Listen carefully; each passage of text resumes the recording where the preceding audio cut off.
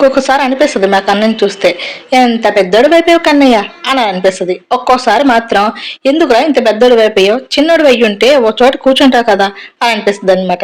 మేము బీచ్‌కి వెళ్ళాము. మా చిన్నోడు ఆడుకుంటానని అంటేను బీచ్‌లో ఆడుకునే సామాన్లన్నీ హ్యాండ్ బ్యాగ్‌లో వేసేసి పట్టుకుంటే చెయ్యి నొప్పొస్తుందని దించా అంతే. మా వోడు పాపం మా అమ్మ అంత అలిసిపోయింది అనుకోని నా హ్యాండ్ బ్యాగ్‌ని మోసేస్తున్నాడు మా కన్నయ్య. మా కన్నయ్య వయసుకు మించిన పనులన్నీ చేస్తానంటాడండి. మీ ఇంట్లో పిల్లలు కూడా ఇలానే ఉంటారా చెప్పండి? మా వోడైతే నాకెంత సాయం చేస్తాడో తెలుసా? ఎక్కడ తీసిన వస్తువులు అక్కడే పెడుతూ ఉంటాడు. ఒక్కొక్కసారి అల్లరి చేస్తాడు. తప్పదు, వాళ్ళ వయసు అంతే. ఏం చూడు, ఆయన్ని ఆడించండి అంటే ఈయన ఆడేస్తున్నాడు అన్నమాట. ఈ మాడడం ఏమో కానండి, ఈ ఇసుక మొత్తం ఇంటికి తెస్తారు. నేనింకా దాన్ని ఉతికేసి తుడిచేసి ఇల్లు మొత్తం ఇసుక ఇసుక చేసేస్తారనమాట తండ్రి కొడుకులు. తప్పదు, ఈ వయసులో అల్లరి చేయకపోతే ఇంకే వయసులో అల్లరి చేస్తారు. మా ఊరికి ఆడుకోవడానికి ఎవ్వరు ఉండరు కదా, అందుకోసమనే మా ఆయన ఆడుతూ ఉంటాడు, లేదా నేను ఆడుతూ ఉంటాను.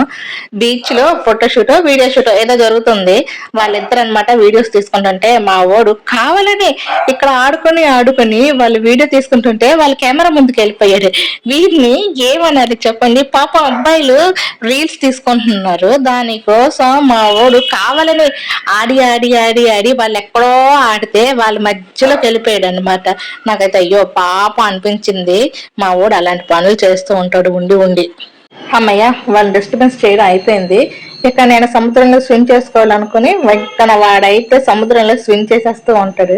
స్విమ్మింగ్ పూల్ అంటాడు సముద్రాన్ని. ఏంటో ఒక్కొక్కరికి ఒక్కొక్క పిచ్చి. మా వాడికి బీచ్ అంటే అంత పిచ్చి.